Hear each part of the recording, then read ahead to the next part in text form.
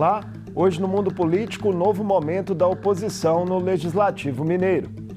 Os adversários do governo Zema se organizaram em um grupo de 20 deputados de 5 partidos. Quais contrapontos pretendem fazer a projetos considerados prioritários pelo Executivo, como a reforma administrativa, a adesão de Minas ao regime de recuperação fiscal com a União e privatizações? Qual o impacto da condição de aliados ao governo federal nas estratégias de atuação? Eu converso com o deputado estadual Dr. Jean Freire, do PT, líder da minoria na Assembleia. Muito bem-vindo ao Mundo Político mais uma vez, deputado Dr. Jean. Sempre um prazer receber. Muito obrigado, Marco. Prazer imenso eu estar aqui mais uma vez para dialogar. E um abraço a cada mineiro, a cada mineira. Deputado Dr. Jean, o senhor está em seu terceiro mandato na Assembleia e integrará pela primeira vez o Colégio de Líderes. O que lhe motivou a assumir esse desafio de liderar a oposição em um momento aí em que a base de Romeu Zema apresentou um crescimento numérico na casa? Marco, eu acho que todos os espaços da Assembleia são de fundamental importância.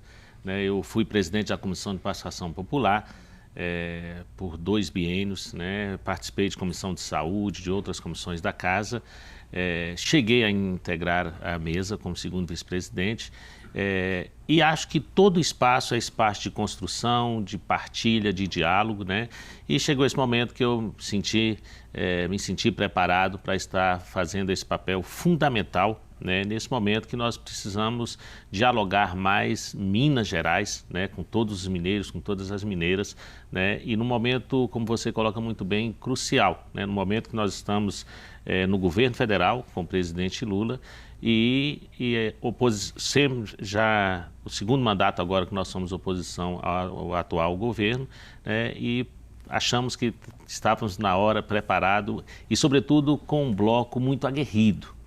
Se nós já tínhamos um bloco muito aguerrido, eu fiquei muito feliz com a chegada de deputados e deputadas muito aguerridas, participativas em todo o processo da casa. No dia a dia do bloco, como é que fica a divisão de tarefas ali entre o senhor e o deputado Ulisses Gomes, que também ocupam a liderança? O Ulisses, que era, para mim é um papel, suceder o Ulisses, que era o líder da minoria, Ele agora sucede um grande companheiro, o André Quintão, que está colaborando com o nosso governo federal, e o Ulisses passa a ser o líder do bloco e eu o líder da minoria. O Ulisses desenvolveu muito bem esse papel, então é uma responsabilidade imensa para que eu possa fazer isso, mas ele é daquele também de dar a mão, de segurar, de chamar, tem aprendido muito com o Ulisses e no colégio também. Independente das divergências ideológicas com os líderes, está sendo um momento muito importante de partilha, de muito aprendizado. O senhor citou a sua participação na mesa anterior como segundo vice-presidente, e foi um período bastante turbulento nas relações entre o Executivo e o Legislativo. A que o senhor atribui essas dificuldades?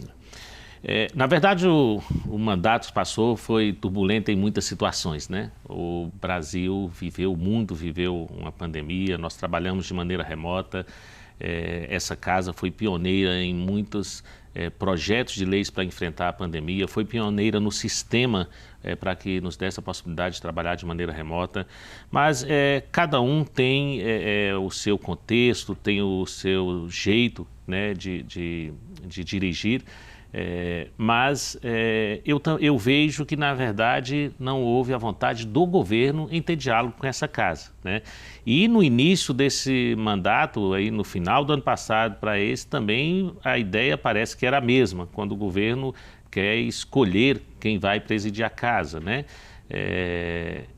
Agora é um novo tempo, São novas pessoas na mesa, espero que o governo venha, o que se coloca, e ele parece que o chamado é para que vamos colocar uma pedra no que aconteceu. Eu costumo brincar e dizer, não, acho melhor o governo tirar as pedras do meio do caminho, porque é fundamental a harmonia entre os poderes, para o melhor para todo o Estado. O senhor acredita em uma relação realmente mais amena daqui para frente? A gente já viu uma mudança de postura em certo ponto do governador se reunindo com mais bancadas, né, da base ali, individualmente, ele fazendo uma interlocução mais pessoal ali com cada bancada. E também nessa relação diferente pelo próprio perfil do presidente Tadeu e do atual Colégio de Líderes? É o que nós esperamos, né? É o que verdadeiramente todos os líderes, mesmo os líderes da base do governo, esperam. Não se pode governar e não se pode entrar para a política negando a política, né? E o que nós vimos desde o início do mandato do atual governador é uma negação da política. Como nós somos pessoas, homens e mulheres, que estão ocupando espaços públicos e vamos negar a política. A política, eu costumo dizer que é a arte de fazer o bem para os que mais precisam. E a pessoa que se coloca a praticar essa arte não pode negar, não pode criticar a política, né, da maneira que estava sendo feito. Eu acho que quando você assume com essa negação, você já coloca pedras no meio do caminho, né? Então a gente fico feliz, né, com essa fala de querer um novo diálogo e eu espero realmente que isso se traduza, se efetive em realidade. O governo Zema já enviou à Assembleia, deputado Dr. Jean, sua pauta e prioritária inicial, uma reforma administrativa que cria 2 secretarias, Casa Civil e Comunicações, e muda a alocação de algumas autarquias. A oposição já se debruçou sobre esse projeto, tem pontos que causam maior preocupação?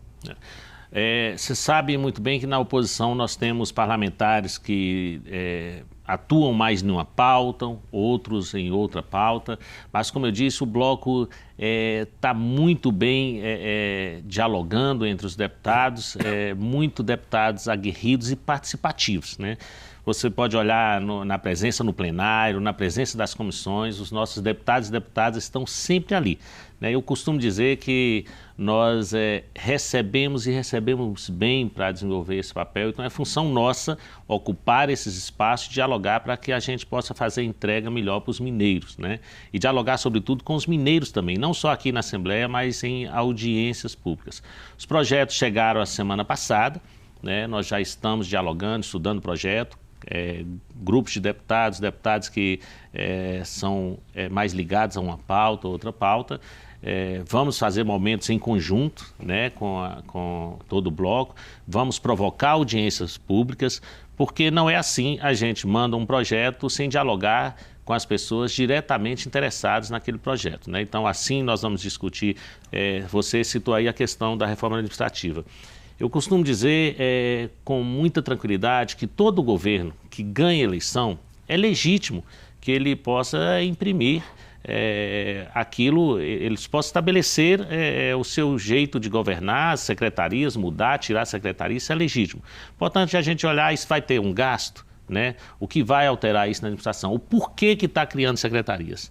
Está criando para acomodar alguém que foi candidato, que não ganhou, para acomodar um aliado político, é esse o motivo, né? Então nós queremos dialogar, entender o motivo, se vai ter impacto ou não, e não somos da oposição de quanto pior, melhor.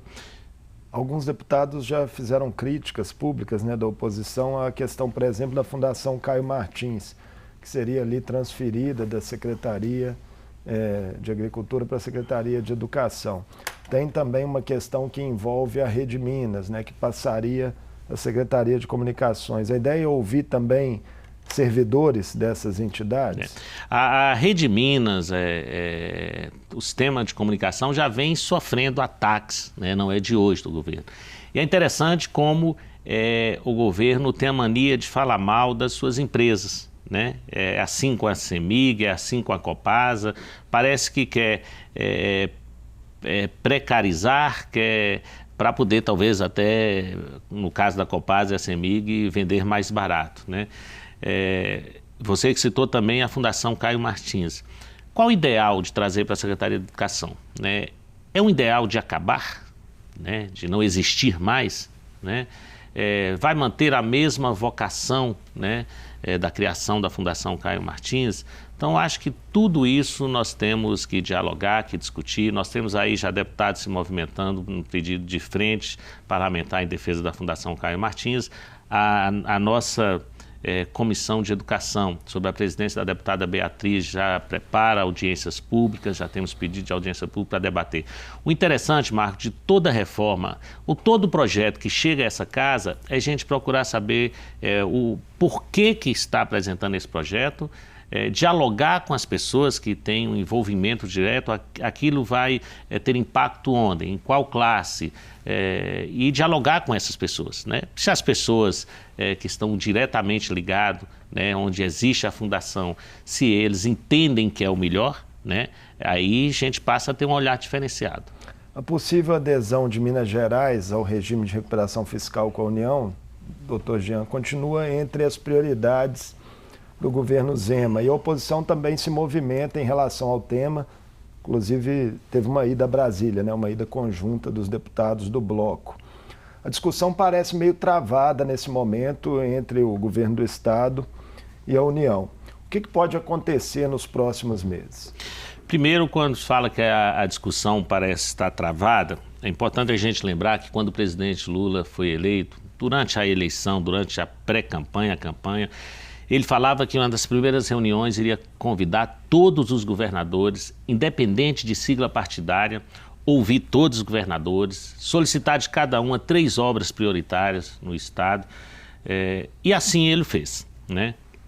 Ao voltar da reunião, e também naquela outra reunião, na tentativa de golpe que o nosso país sofreu em 8 de janeiro, também que esteve lá na reunião, ao voltar sempre o governador procura fazer um ataque, né? Então, qual o interesse do governador nesses ataques ao governo federal, ao presidente Lula? E aí você fala da reforma administrativa e ele fala de criar a Casa Civil. Uma das justificativas que deram é para ter um melhor diálogo com o governo federal. O governo federal, ele quer dialogar com todos os governadores, como eu disse no início, o Lula repete sempre isso. E se é para isso, aí que está, se é para isso, a oposição, Marco, ela é muito importante. No mundo inteiro, em todos os países, às vezes nós temos oposição que nunca chegou ao governo, mas foi fundamental para a evolução daquele governo, para boas entregas à população. Então, quando a oposição faz uma oposição responsável, ela ajuda, na verdade, a governar. Se é para ter esse diálogo com o presidente, nós estamos aqui para isso. Como você disse, nós fomos lá dialogar com o governo federal. Nós fomos dialogar, encontramos com o ministro Padilha, com o Paulo Teixeira, que por sinal essa semana Fernando Haddad deve também, né? visitar o nosso estado, o Fernando Haddad, a nossa ministra da Igualdade Racial, o Wellington Dias, ou seja, nós estamos dialogando, levando as nossas demandas de Minas Gerais, vamos sim discutir a questão do regime de recuperação fiscal. O governo agora é outro, né? Então, de se esperar, e é esse o compromisso do governo, que para deixar isso muito bem claro, que agora a conversa também é outra, né? Então, acho que nós também, além de ir lá em Brasília, nós temos o papel de passar para a nossa população, dialogar o que é o regime de recuperação fiscal, qual o impacto disso na sua vida, mineiro e mineira. A você que é servidor público, que está agora nos assistindo, qual o impacto disso, né? Vai ter concurso público? O próprio governador diz que não, depois tenta voltar atrás, né? Você vai ter ganho salarial? O governador diz que não, depois tenta voltar atrás. Então, tudo isso é importante e é bom a gente lembrar também que o momento fiscal do Estado agora é outro, ou seja, nós estamos num outro momento fiscal do Estado, nós estamos em outro momento de governo e saiba o governador que a oposição está aqui para colaborar, cobrar sim, fiscalizar é o nosso papel, né? Mas, repito, não estamos aqui para quanto pior, melhor. Nos encontros que vocês tiveram em Brasília, vocês notaram alguma divisão entre posicionamentos das alas política e econômica do governo sobre a questão regime de recuperação fiscal? Olha, é normal, é compreensível, né, que a questão técnica queira, e acho que essa é uma responsabilidade, né, estudar a fundo, né, dialogar com o governo do Estado, né? Com certeza absoluta nós teremos visita aqui também do governo federal para dialogar, e que a questão política, historicamente, isso em qualquer governo, né? com muita responsabilidade, se coloca, o momento é outro, mas estamos aqui para dialogar, o que é melhor para os mineiros, né? Nós não estamos aqui, e olha que talvez para o governo federal, se não pensasse nos mineiros, poderia se pensar que era algo interessante para o governo federal, né? Mas esse governo federal tem essa responsabilidade de pensar primeiro, neste caso, nos mineiros. Os governos do Rio de Janeiro e do Rio Grande do Sul, deputado Dr. Jean, que já aderiram ao regime de recuperação fiscal nos últimos anos, estão pleiteando aí uma repactuação de termos junto ao governo federal. E há um entendimento da oposição, que já foi expresso em plenário, né, que Minas Gerais não atenderia mais os critérios, né, exigidos pela União para aderir ao regime. Por quê? Olha, você coloca muito bem. Primeiro é interessante colocar que o Rio de Janeiro e Rio Grande do Sul, aliás, essa semana o Rio Grande do Sul criou na Assembleia Legislativa uma comissão especial para dialogar com o povo, com os técnicos, a questão do regime de recuperação fiscal. Se eles estão agora pedindo essa repactuação, né, significa também que o governo federal está aberto a dialogar com eles. E aí eu acho importante que nós também, aqui, deputados e deputadas dessa casa, possamos... a gente vinha falando isso, nós vínhamos avisando. Olha o Rio Grande do Sul, olha o que aconteceu no Rio de Janeiro, e agora mais do que nunca é importante que nós possamos dialogar com eles também, com as casas legislativas de lá, para nós entendermos o porquê dessa repactuação que estão pedindo, para que nós possamos, com muita responsabilidade, fazer o melhor para Minas Gerais. Quais seriam outras alternativas, na visão do senhor, para que o governo de Minas consiga lidar aí com uma dívida que estaria acumulada em torno de 150 bilhões de reais e com pagamentos, né, de parcelas suspensos por meio de liminares do STF? Olha, o professor Cleito traz uma discussão muito importante, né? Eu inclusive tenho a liberdade de falar aqui, porque já é público, né? Ele traz a questão, por exemplo, da federalização da CEMIG, né? Da questão da CODEMIG, por exemplo, né? Então, são exemplos, né? Ou seja, nós temos várias situações que nós podemos dialogar e conversar. O que nós não queremos, Marco, é essa pressa para tudo, né? Lembrar que agora no final do ano, no ano passado, o governo conseguiu até liminar para que não precisasse o regime de recuperação fiscal passar por essa casa, né? E agora parece entender que tem que passar por essa casa, né? Então, eu volto a insistir nessa questão do diálogo, né? Não pode um governo que fala que quer dialogar, que quer ter nova relação com a casa, não chamar para esse diálogo, e principalmente no que diz respeito ao regime de recuperação fiscal, não chamar não somente a casa, mas não chamar aqueles que serão mais impactados, né? O servidor, o mineiro, a mineira, a prestação de serviço àqueles que mais precisam. O senhor citou, né, a defesa que tem feito o deputado professor Cleiton, do PV de federalização da CEMIG e da CODEMIG, mas são empresas, né, que o governo, na verdade, tem planos de privatização para elas, o governo Zema.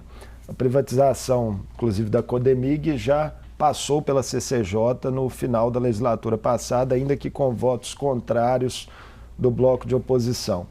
A oposição pode vir a ser convencida nesse tema específico da CODEMIG a mudar o entendimento e aprovar aí uma privatização? Olha, eu acho muito difícil isso acontecer. Agora, eu queria chamar a atenção também, se me permite, nós estamos falando aqui da CODEMIG, nós estamos falando da CEMIG, né? Tem a Copasa também, né? Agora, eu queria chamar a atenção para algo que às vezes já passou um pouco despercebido por aqui também, né? Pelo Estado de Minas Gerais, né? Eu cheguei a falar isso nessa casa, que foi, por exemplo, a venda da participação do Estado na Companhia Brasileira de Lítio, né? Aí por volta de 34% que o Estado detinha, e vendeu, entregou no que a gente costuma falar no interior, né, a preço de banana. E essa não precisou passar pela Assembleia. Não precisou passar pela Assembleia. E nós já temos aí, estamos querendo investigar isso melhor, eu já fiz essa denúncia aqui no plenário da casa. Olha, só para chamar a atenção dos mineiros e mineiras, né? O dito rejeito do lítio, que é impossível que o governo ia vender uma participação de 34%, e logo 2, 3 meses depois a CBL inicia a exportação do rejeito para a China. E se você pegar o valor que foi vendido desse rejeito, se pegar 34 desse valor, daria para pagar o preço da participação do Estado que a empresa comprou. Então, a gente quer saber o porquê vender a participação de lítio, no momento que o lítio aí está bombando em todo o mundo. Isso vai ser provocado nas comissões? Sim, essa é a nossa ideia, provocar essa discussão nas comissões. Aliás, isso tem muito a ver com a região de onde eu venho, né? 90% do lítio do Brasil está ali, né? Cravado ali no meio do Vale do Jequitinhonha, né?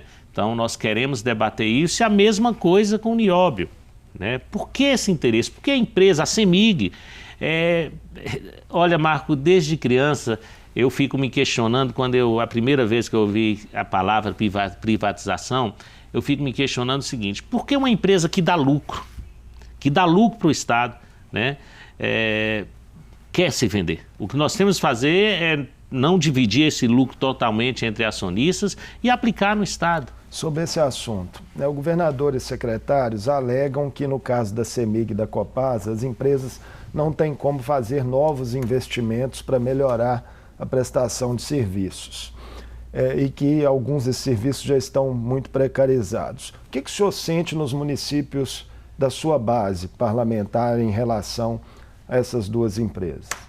Primeiro, em muita situação no interior, no Vale de Jequitinhonha, Mucuri, se criou na época a Copanor, né, que a gente costuma dizer que é a prima pobre da Copasa, né, é uma empresa pobre para cuidar dos pobres, né, para cuidar daqueles que mais necessitam, né, não a região, que eu quero frisar muito bem que a nossa região é rica, né, ou seja, queria se vender, né, ações da Copasa e tirou a parte, né, que eles julgam como prejuízo, né, e a função social da Copasa, onde fica. Então, na verdade, quando o governo fala aí que não tem a CEMIG, a Copasa não tem mais condição de investimento. Não tem condição de investimento, você, mineiro, mineira, que está aí agora em sua casa nos assistindo, ou não quer investir. Então, nós temos que ter o cuidado quando a gente fala essa situação, porque o que o governo quer, e o governo, na verdade, é o grande gerente da CEMIG, é o grande gerente da Copasa, o que eles querem é falar mal dessas empresas para que você na sua casa possa estar reproduzindo a mesma coisa. Que a Copasa não está fazendo isso, que a CEMIG não está fazendo isso. Nós temos que falar o seguinte: é o governo atual que não está fazendo isso. É o governo que não está fazendo esses investimentos. Então, na verdade, não é que não tem como. É porque pega todo o lucro, um absurdo de lucro, pega todo o lucro e divide com seus acionistas, né? E não investe onde precisa, não investe onde mais precisa. Então é essa que eu acho que tem que ser a discussão. Deputado Dr. Jean, para fechar nossa conversa, nesse dia 14 de março, deputadas do Bloco de Oposição puxam uma audiência pública na Comissão de Direitos Humanos para marcar os 5 anos do assassinato da vereadora Marielle Franco, do Rio de Janeiro, e de seu motorista Anderson Gomes, crime que segue ainda sem o desfecho das apurações e sem nenhuma responsabilização nem de executores, nem de mandantes. Outras manifestações ocorrem, Brasil afora, nesse dia. Qual a importância dessa mobilização para a memória das vítimas e para a luta contra a violência política? A importância, Marco, é que nós possamos nunca esquecermos, e as pessoas que estão agora nos assistindo, os jovens, as jovens, que talvez naquele momento não conseguiram compreender a dimensão desse crime brutal, né, para toda a humanidade, e os que vão nascer ainda, nós temos que a cada ano falar sobre esse tema, falar sobre isso, relembrar e relembrar, né? Estamos aí com 5 anos, né, do assassinato brutal da Marielle e do Anderson, seu motorista. Então, mais do que saber o porquê, quem matou, né? Então é uma pergunta: quem matou? Quem mandou matar? Mais do que saber quem matou, é quem mandou matar, né? E por que mandou matar a Marielle? Qual o motivo de alguém ter mandado assassinar a Marielle e o Anderson? E aí, gente, nós temos que rememorar e sempre lembrar as pautas, as causas que a Marielle enfrentava, né? Na comunidade de onde ela veio, no Rio de Janeiro como todo, né?